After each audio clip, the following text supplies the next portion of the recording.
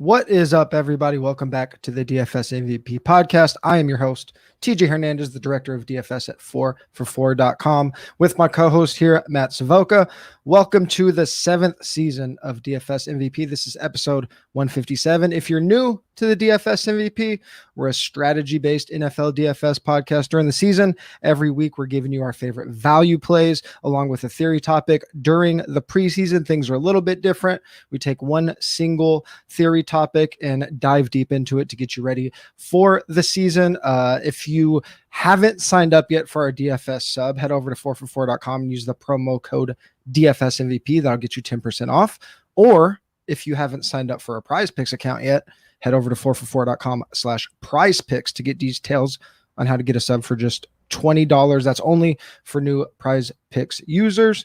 Be sure to check out the preseason analysis and head over to the subscriber-only Discord. I'm going to be doing 2 redraft chats in our Discord next week to get you guys ready for the regular season. Today's going to be a fun show. We got a special guest. We're going to be talking about tournament strategy. A couple weeks ago, Matt and I talked about our tournament game selection. Today, we're going to get really into the nuts and bolts of our tournament lineup process.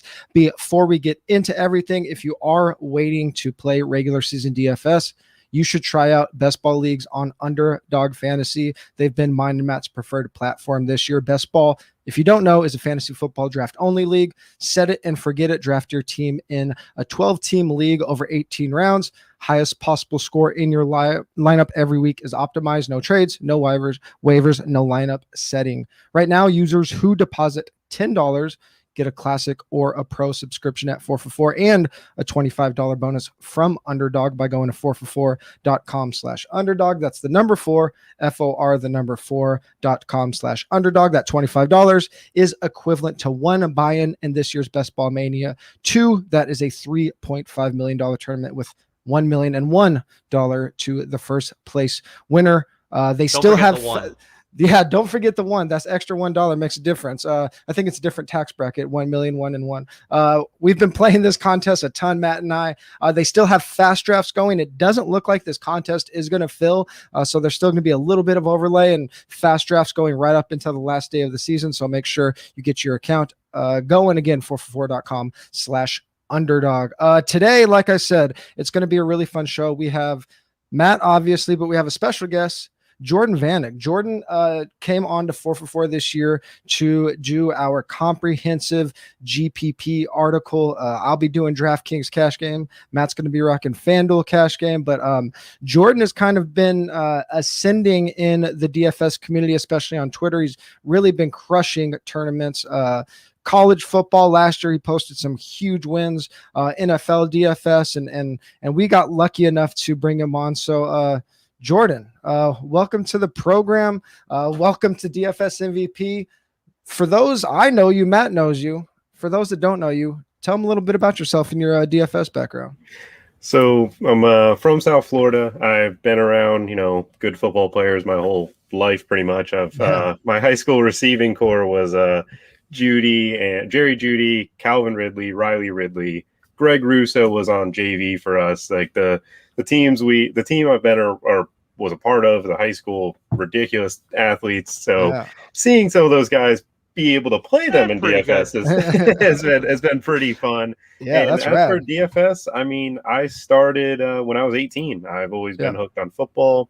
And originally, I was a 2-game slate guy. I would break down as much statistics, just 2 games, and watch film and see different things where notice a corner is bad and be like, okay, I want to play this receiver because this and this. And then I kind of moved over to showdowns just because that kind of came popular. And recently, in the last 2 years, I've tackled on the main slate, GPPs, and just that's where I've gone. And this past year was my success year and kind of learning more and more as I go.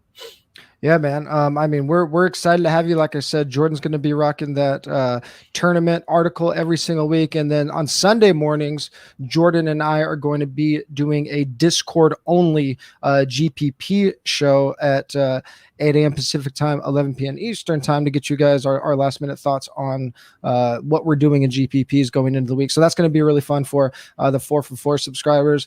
Like I said, if you've been listening to DFS MVP for years, you've heard a ton of what I think. Matt and Jordan are new this year. If you've been listening this year, you've already had a lot of Matt's really good knowledge thrown at you. And for the rest of the year, you're going to get my thoughts. So today, I'm going to take a step back a little bit. I'm going to play host and toss you guys some questions and just kind of pick both of your brains on how you guys attack GPPs. We're going to go over a ton of stuff today. We're going to talk about our general approach to GPPs. We're going to talk about how we think about roster rates, how we think about building stacks, leverage, all of that. Anything you could think of, we're probably going to touch on today.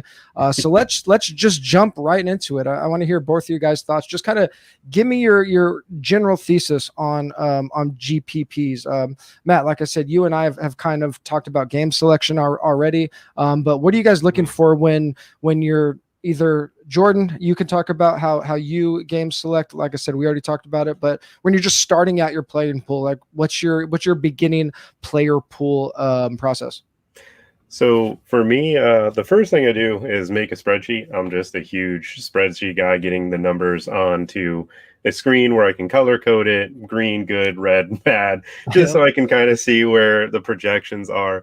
And after that, it's just go in each individual position and just kind of see throughout like the price tiers where, your 7K or up quarterbacks, like, okay, it's Mahomes, it's Kyler, and kind of seeing like, okay, I would rather pay 800 less for Kyler, so I'll get rid of Mahomes out of my player pool and just kind of go through some of the things like that, just very generic. And then after that, I look into the rostership and kind of seeing like, okay, some of these guys are popping off on some of the projection sites.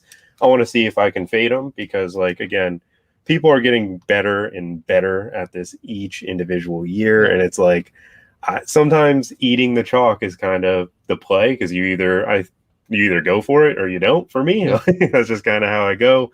And as for like slates to target, I really, really like slates that I can max out, which is normally a single entry or a 3-entry max. I do not try to play the big, $20 first place is a million. Like, I'd love to say that I can tackle that, but it's just not as, profitable as people see the big numbers. And it's an awesome tournament, like the $5 million maker. I'm going to throw a few lineups at it, of course, but I'm not going to go spend my bankroll on a tournament like that.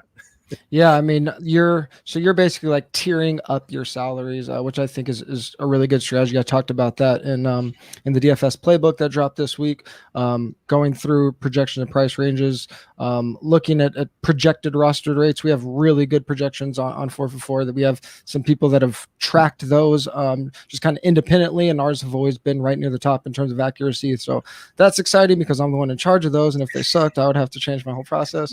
And then obviously, like you said, just looking at those different slates that Matt and I have talked about, the difference between 3-max and single entry and whatnot.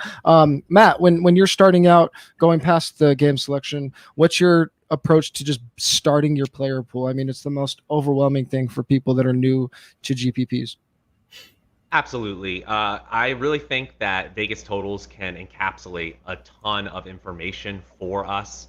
And to be honest, the same way we're in a grocery store and the things that eye level go right to us quicker, those top Vegas lines go right into our brains faster. And so everyone starts to see these smash plays first. And obviously these rostership projections that we have are gonna have that included.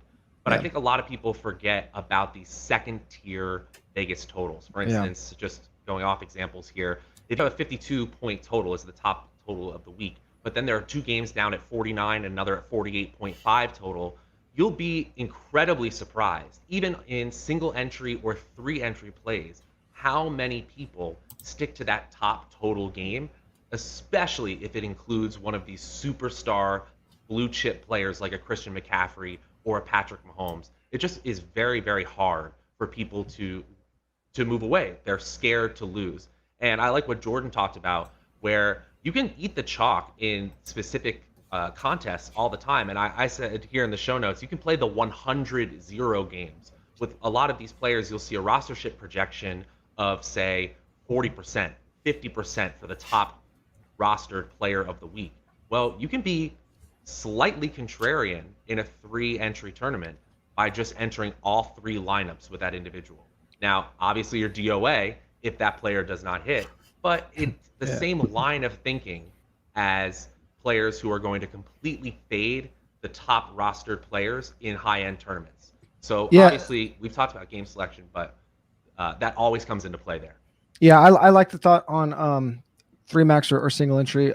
It's really easy to be super overweight or super underweight on players, obviously, because everybody's only putting 1 to 3 lineups in it.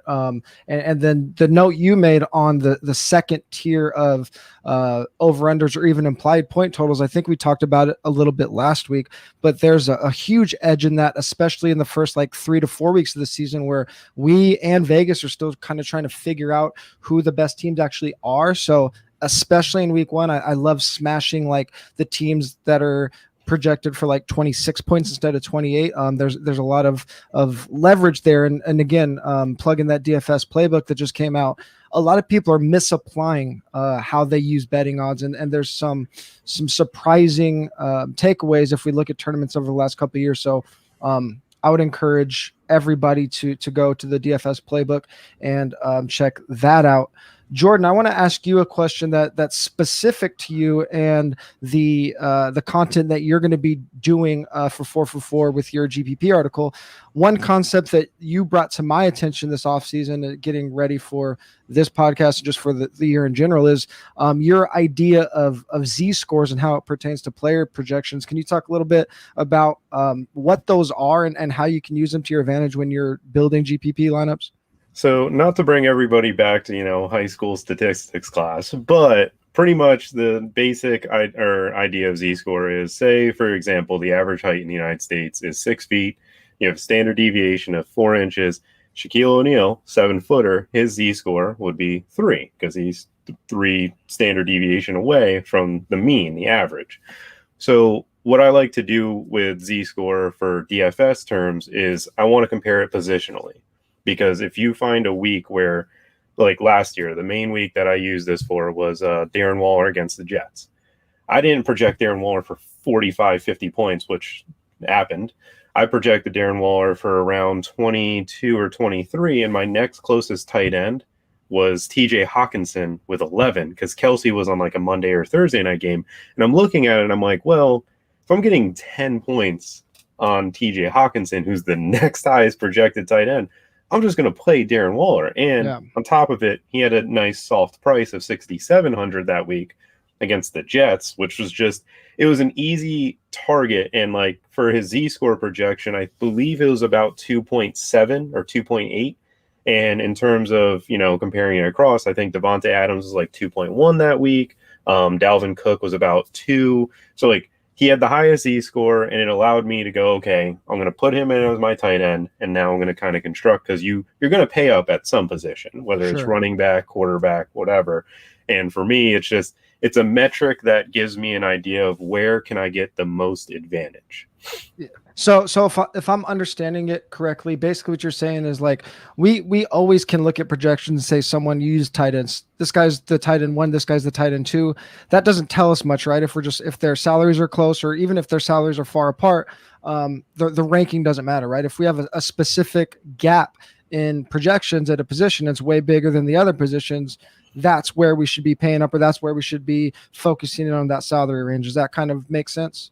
Yeah, no, that's exactly right. And I mean, me and you looked at it the other day in like week 10 or 11 last year. McCaffrey and Dalvin Cook both scored 40. The next highest scoring running back was 17.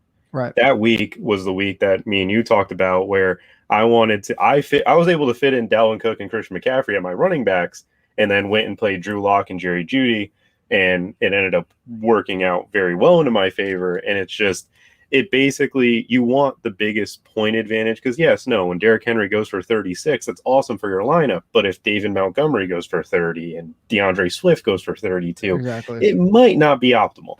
Right.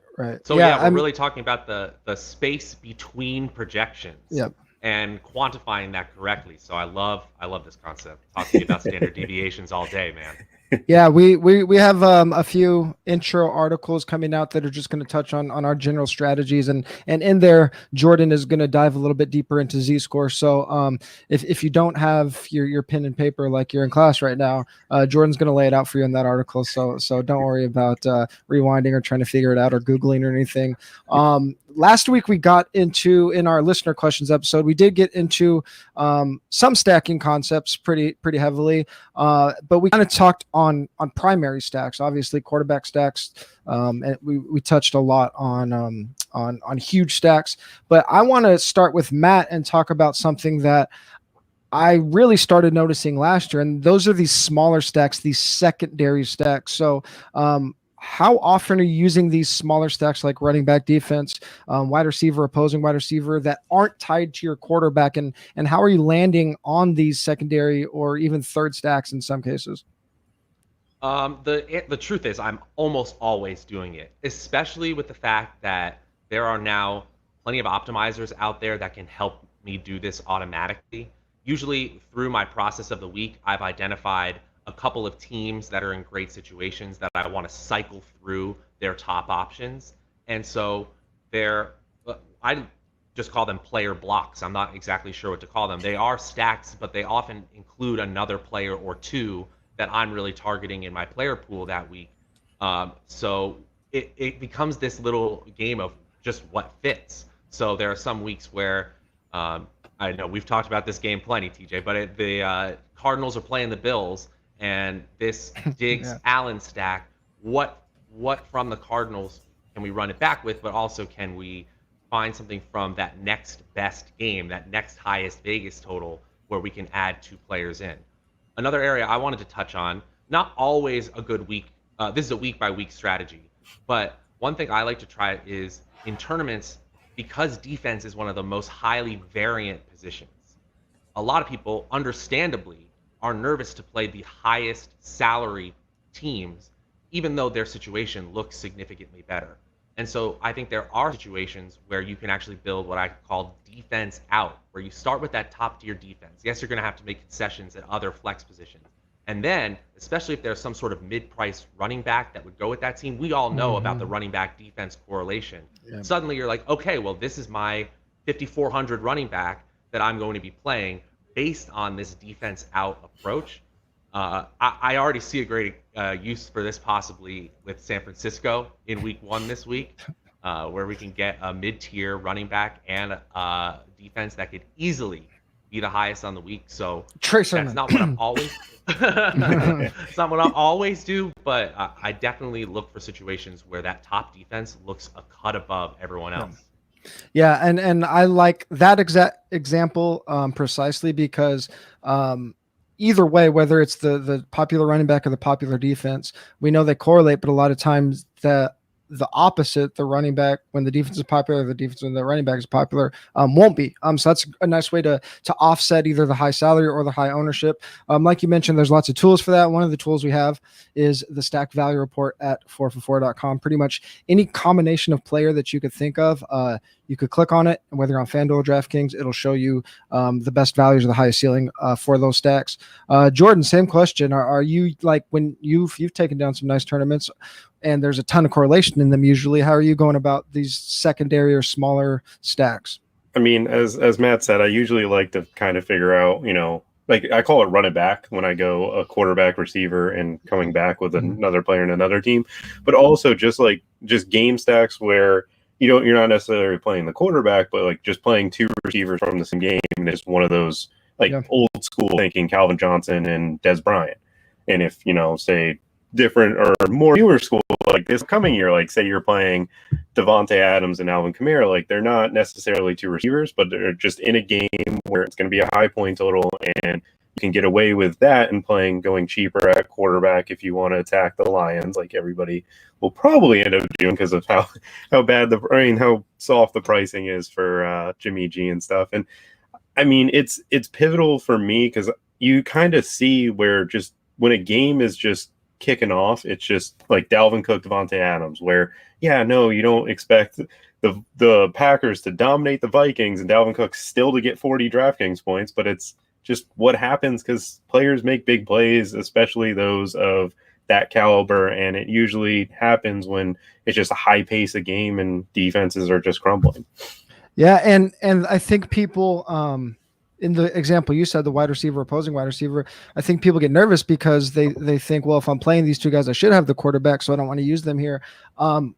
Quarterback and wide receiver scoring don't work the same. So you can have two wide receivers that absolutely go off, and the quarterback doesn't have that good of a game. If like you said, a Devontae Adams is getting 100 out of Aaron Rodgers 250 yards and one touchdown, like that's not a good game for Aaron Rodgers, but it's a beast of a game for Devontae. So if you go through winning lineups like we did in the DFS playbook, you will see in the quarterback article I laid out every single stack that's been in tournaments for winning tournament lineups in the majors for the last 2 seasons. So many of them have wide receiver, opposing wide receiver, running back, opposing running back defense, like we talked about.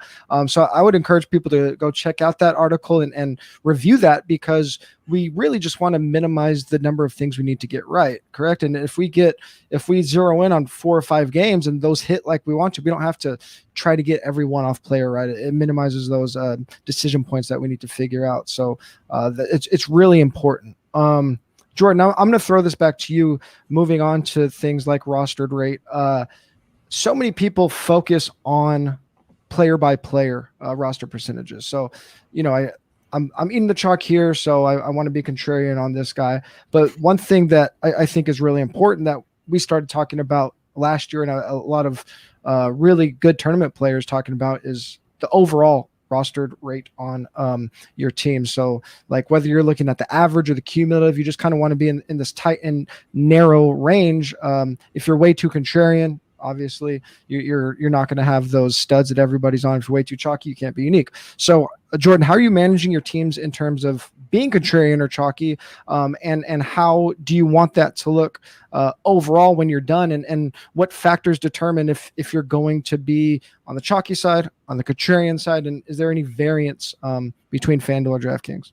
So for me, like the biggest thing is like, what spots do I believe I can win? And where it comes about last year that it's coming on top of my head is it was a week where Derrick Henry was about 300 less than Dalvin Cook, and Derrick Henry is showing 40% ownership or rostership, and Dalvin Cook was about 9 or 10%. And I'm looking at that and I'm like, I understand that Dalvin was 300 more. And I know that I believe Dalvin was playing the Detroit Lions and Derrick Henry was going up against maybe the Jaguars or someone that is obviously a Derrick Henry smash spot. And I'm looking at it and I'm like, if I'm going to have to get up $300 more to avoid 30% ownership for a player that's just as skilled. And the reality is like touchdowns are a variant stat. And if Dalvin Cook scores this week and Derrick Henry doesn't, I'm winning. I'm most likely winning the matchup because Dalvin catches the passes and makes up for other areas. And when it comes to like rostering making my lineup, I want 1 to 2 guys that are sub 10% ownership. It's the biggest thing with me is that you don't need 4 guys that are 1% owned. And if you do and you hit, congrats. Like you were just the guy that week, you smashed it. It's awesome for you.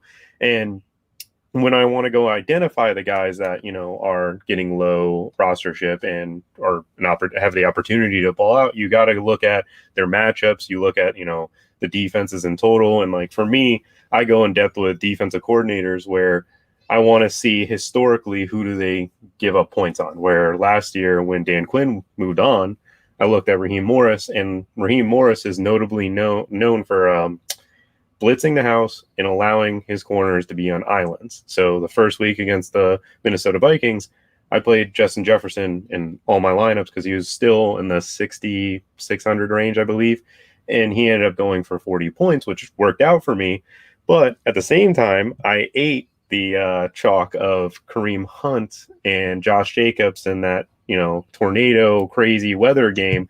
My buddy was telling me, hey, go play DeAndre Swift. He's 400 cheaper, and coach is telling me he's going to get all the touches. And I was wrong there. I ate the chalk wrongly, but at the same time, I got Justin Jefferson at a pretty low ownership or rostership, and he performed for me. Yeah. One thing that you touched on is like having 1 or 2 guys that are sub 10%. And like I think one thing that's really important is balancing that, right? If you would have went with the Derrick Henry and take that 40%, well, then now I'm going to be more inclined to have maybe lean towards 3 or 4 guys that are sub 10%, and vice versa. If you go with the whatever 18% or 17% Dalvin, you don't need to do that. Matt, I know that you have thought about this in terms of not just what we talked about, but opportunity costs and positional advantages as well. So how are you thinking about the overall roster percentage of your team, and what are some factors that go into your process there? Yeah, I think Jordan touched on a ton of great points there, and I don't really have much to add because the process is very similar, but I'm always thinking about how many people am I playing against? And I know that goes into contest selection, but the bottom line is if I have to beat more people, then I know I have to do something more quantifiably more different. And I don't want to be too different, as Jordan was saying, but I also need to understand the contest enough so that I can understand my differentiation process. From there, it is a little bit of a thought experiment. I kind of go through my final pair down of my player pool, and when I'm creating the lineups, I ask, what is the opportunity cost of getting this right? And then how many things have to go right, assuming this has already happened? And a lot of the times when you finish those 2 thought experiments, you say, okay, well, I'm going to have to be alongside the other 50% of lineups that rostered Alvin Kamara, but I can quantify why he's the best play on the slate, and then I can also lean into him, say in a three roster tournament. I can put him in all 3 lineups and go from there. Especially at the more variant positions too. Like you can get dollars per expected touchdown or dollars per expected fantasy point is a really good metric to look at, and you can almost always find players with expected low rostership that you can always mix in as well. Yeah, one thing that we have pointed out before is that a lot of times if we are going to eat the chalk, it's easier to do it like a running back, like you said, Alvin Kamara, where it's easier to project. We were really good at projecting running backs compared to other positions. And then high variance positions, I found this, again, going through these tournaments this week on FanDuel specifically, when winning lineups had tight ends that were in over 10% of the lineups, they were typically in the higher salary tier range. When winners on FanDuel had a contrarian tight end, they were typically cheaper tight ends. And I think that might run contrary to like our intuition, because you think, well, I'm not going to pay all the way up in salary and eat the chalk, but at a position like tight end where there's only one and it's super high variance because the guys at the position are only touching the ball 5 or 6 times with 10 targets, maybe 7 or 8. Why eat the chalk at a position? If the guy's cheap, he's probably unproven, maybe going to get 5 or 6 targets. We probably haven't seen it yet. Why eat the chalk on super high variance? Give me the guys that are best at the position that are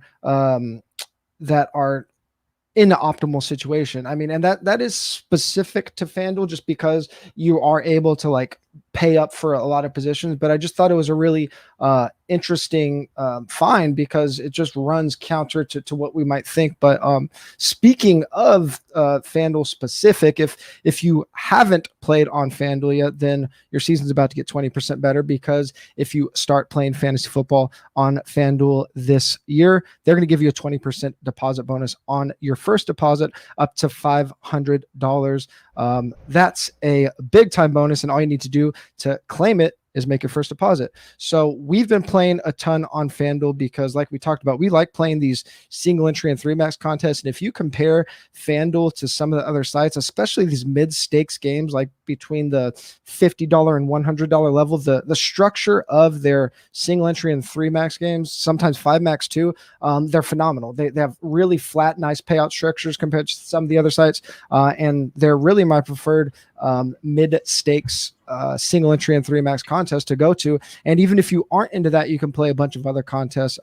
They have cash games, they have leagues, they have 100-man leagues, tons of double up 100-man formats. We talked about this last week. They have friends leagues where you can just play against 11 of your buddies and start getting warmed up for FanDuel. And we actually went into some very specific strategies on how to attack those. And then they have stuff going on right now. They have preseason slate. We have a lot of preseason coverage on the main slates from Pat James and Tim Talmadge, and there's also week 1 slates up. I mentioned the Sunday Million, which we covered in the DFS playbook, a bunch of strategies on that in every position. You could start entering that contest right now.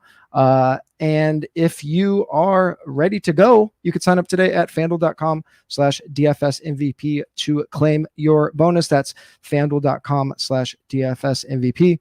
Age and location restrictions apply. Bonus issued as non-withdrawable site credit that expires after 30 days. Let's get back to some of these GPP strategies. Matt, I want to start with you. And we started talking about how we start formulating our player pool, but I think the most popular question I get on Twitter or from friends, how big is your player pool? How many players are you taking? Does this change by week, by slate, by GPP type? Talk a little bit about building the size of your player pool.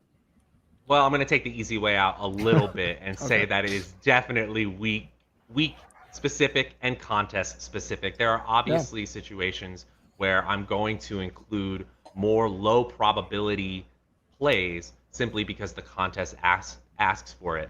And the other side of this is that when you narrow down a slate, you often find that at most there are 4 to maybe, if you're really lucky, 6 or 8 what I call blue chip, can't miss, no doubt players in each slate that, regardless of their rostership percentage or other factors, there are just very few situations that you can formulate where this player doesn't meet expectation. There just are very few of them. And so to avoid them would be a huge mistake. But identifying them is really the main game. From there, it's really about contest selection, playing the correlation game, and understanding what player blocks can move together. And to be honest, similar to what I said about cash games, in a perfect world, if I've had a perfect week, and of course, this is very, very difficult to do, I could create one tournament lineup that I feel so confident in that I could play it in every type of contest, from the Millionaire Maker to the single entry at my highest stakes, and feel like I have given myself the top probability possible of winning. But the bottom line is that's incredibly difficult. By the time we get to a certain point in the week, we can't narrow down the projections any further, so we start to cycle those in and out of our lineups. One thing I do want to add, though, is one way you can differentiate yourself, especially in these 3 max tournaments or even in the 20 max tournaments. If you start to think about these lineups, these 3 separate lineups, as one unique entity, so that you have similarities between the two and just a few cycle differences, I do feel like you can gain an edge compared to the field, who essentially are using those extra lineups to hedge against their perceived possible wrong decisions. Yeah, I think that last part, like they're basically trying to save their floor instead of shoot for their ceiling, is how people really screw themselves in GPPs a lot. And I think trying to cover all your bases is where a lot of new players get caught, and then you don't it's impossible to, and you're just never going to land, or you're going to give yourself way less of a chance to land on the right combination, right? We talked about earlier, like minimizing those decision points. If you have a bigger player pool, you just have to get way more things right. Jordan, I want to throw it to you. What does your player pool look like on a weekly level? So for me, it obviously depends on the slate, as Matt said, and what the size of it and different things. But let's just say for the week 1 right now, every game's there. I go 4 to 5 quarterbacks, 6 to 8 running backs, 6 to 10 receivers, 1 to 4 tight ends. That's just the pool. What I actually play, like some weeks I can just zone in. I'm like, all right, well, I'm playing this quarterback. This is where I'm going. This is the route I'm going towards. And for running backs, I usually kind of try to keep it 2-3, but at most I play 6. Like I get my player pool down to a certain selection. And when it comes to like lineup building, I tend to kind of gravitate towards the same core, because for me, when I build it, like the core is at most 4 players. And secondly, if I get that core right, if those 4 guys hit to where I, hit value or wherever I kind of project, then I can, adjust if I need that 425 late swap, or just I have the combinations that I wanted to have going forward. Where if you're, McCole Hardman, Demarcus Robinson caught the touchdown in the 1 p.m. slate, you're sitting there pretty with your Mahomes, Kelsey, Demarcus Robinson stack. And then you look into 425 and you're like, oh, this is perfect. I have all these different combinations. I can root for it. Yeah, I will say that if you are somebody that's playing cash and GPP, which I know Matt and I definitely are doing. I don't know Jordan so much is dabbling in the cash, but you will find, like, if you're new, don't get nervous if your cash lineups make a huge percentage of your tournament player pool. Like, those guys are the best values and the best plays because they are, and you don't want to be fading them. So we're still using them a fair amount in our GPPs, and they're still the core of our GPP lineup. I'm going to throw a rapid fire question at you guys. You don't have to give any explanation. If you're in a 3 max tournament and that's the only thing you're playing that whole week, I'll start with Matt. Are you playing 3 different quarterback stacks or 1 quarterback stack across all 3 lineups? 3, so different receivers in that stack or the same quarterback? 3 different quarterbacks or 1 quarterback? 3 different quarterbacks. Jordan? I'll do 1. I had a few of those last year. I mean, early on I'll say 3 because it's so hard to like just one guy, but as the season gets on, I usually gravitate towards 1. No, I think both are viable for different reasons. I see a lot of winning players use both of them, so it's just I go back and forth so much in 3 max on those, so I had to throw it out there. After we have started, we kind of touched on this last week, but I think this is super important, especially with tournaments. After we started, after we built, after the kickoff, we're not done. Late swap's probably one of the most important things in DFS and probably the most underutilized and biggest edges you can have in DFS. I would say the biggest right now. Easy question, Jordan. How are you implementing late swap, and what are the things you're looking for? So for me, like after the 1 p.m. games, you obviously will know where you're sitting. And the reality is if you have different lineups and different stacks going, and one stack was awful, it was just, hey, bad play, made a mistake, my bad. And the other stack is smashing and you have the similar players in it.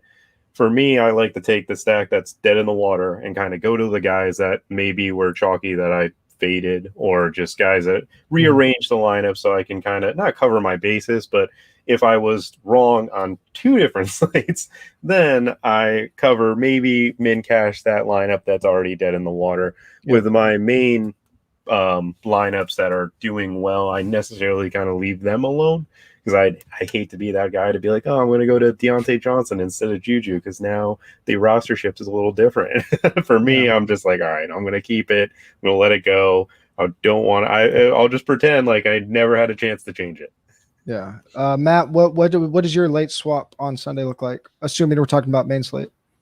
Yeah, let's hope that you're in a situation where you're already moving up the leaderboards and you see a couple of lineups that you know that you're going to have to compete with, because then the game gets really fun. You can look at those lineups, and often you can see, based on just the player slots remaining and the remaining salary, who they're likely going to play, and you can plan very, very specifically for those opponents. And I've done that before, but that's not always where we're at when we're talking about late swap. The more likely scenario is some of our predictions from the early games just simply haven't gone our way. And in that situation, we're chasing negative correlations, and specifically negative correlations of the chalk plays. Because if that chalk hits, we can assume a large percentage of the field already has that player rostered and isn't planning to change anything because their lineups are doing well, or at least better than yours. So we need to get specifically contrarian about this. There was actually one slate where this really came up. I think it was the Thanksgiving slate. I know that slate was weird because there was a game canceled, but I remember Ezekiel Elliott's rostership percentage was going through the roof because he was just the only surefire running back with the touches available on the slate. And so every tournament player started going, I have to play Antonio Gibson. I don't even like Antonio Gibson, but I have to play Antonio Gibson because I passed so much of the field understanding. I think they were the late game as well, if I remember this correctly. So you could see which teams in this 2-game slate were playing Elliott most likely. You've got to differentiate yourself that way. And if you're not, as we've said before, you're leaving money on the table. Yeah, I mean, a lot of, or as FanDuel and DraftKings definitely have moved to the main slate doesn't include Sunday Night Football. It's been like that for a while. Yahoo did last year. I haven't checked to see if they are still including it this year. But when there's only that Sunday Night Football game, that Sunday Night Hammer, it makes it a lot easier, obviously, to kind of figure out the things you were talking about, which players are ahead of you, because there's only one game. But even on these 1 p.m. games, when there is only 2 to 3 games on that 4 p.m. slate, you can still kind of reverse engineer and have a pretty good idea, especially if it's like a really high salary, really high running back or wide receiver. We have a pretty good idea of who those guys are. And then, yeah, like Jordan said, if you're just completely dead in the water, like, don't just stop playing your lineup. Like, just throw, like, it might be completely unscientific, but if the Lions are 10-point underdogs and we know DeAndre Swift is like going to be 1% of even cash games, like, just throw DeAndre Swift in there. If he goes off, that's the only way you're going to catch the field. If you're already going to lose anyway, like, figure out a way to give yourself a chance. So like, those things are always super important. Before we sign out, we got one really good question in the chat, and we'll go round table. I'll start with you, Matt. Do you have a site preference, or do you play on all the sites? FanDuel, DraftKings, we could throw Yahoo in there too. I play on all the sites, and I'm really going to dig into Yahoo this year. Spoiler alert, I have a Yahoo article coming out weekly starting week 1. Yeah. But I am a sucker for more fantasy points any way we can get them. I think scoring points is fun. So I have a little bit of bias towards DraftKings, just because the full point PPR and the bonuses gives us more total points. It's silly, but I get the dopamine hit when I get more numbers. No, for sure. Jordan? Yeah, no, I'm mainly a DraftKings guy. FanDuel, I've had success. It's just the half point and just the reliance of touchdowns is not as fun for me. Yeah, I play all sites. I think DraftKings scoring is more predictable, which makes I like the cash games aspects of it more. Obviously, they have a ton of tournament selections. As I mentioned, FanDuel has amazing tournament structures. Yahoo, I've had a lot of success from their tournaments. If you look at your competition on Yahoo, a lot of times you'll see players that don't have real screen names. They have like numbers, letters. I am pretty sure that's because those are redraft people that have got over to the DFS side and didn't have to create a screen name. That's a really, really good thing. If you have redraft people in your league, just kind of trying to figure out, just throwing random lineups in, you should probably be playing those games. Guys, that was awesome. Matt and Jordan, thank you so much, Jordan. We will be talking Sunday mornings. Matt, we're going to be talking every week at this same exact time, 3 p.m. Pacific, 6 p.m. Eastern time on Fridays from now through championship week. If you enjoyed this, obviously check it out here. We also have the audio on all podcast platforms. Please rate and review on iTunes, like and subscribe on YouTube. Again, if you're looking for a way to get our DFS sub at a discounted price, head over to 4for4.com/prizepicks to get one for as little as $20. Those only for new Prize Picks users. Be sure to check out our preseason analysis and head over to our Discord to check out the preseason chat going on there and my redraft chats next week on Thursday and Sunday. And if you want to get caught up on evergreen content that we touched on here, the DFS playbook that's updated this year, go to 4for4, head over to the DFS Strategy Hub. If you want more content from myself, 4for4, Matt, and Jordan, you could check us out on Twitter, 4for4, at 4for4 football, Matt at Draftaholic, Jordan at Jordan Vanek DFS. I'm at TJ Hernandez. We'll talk to you guys next week.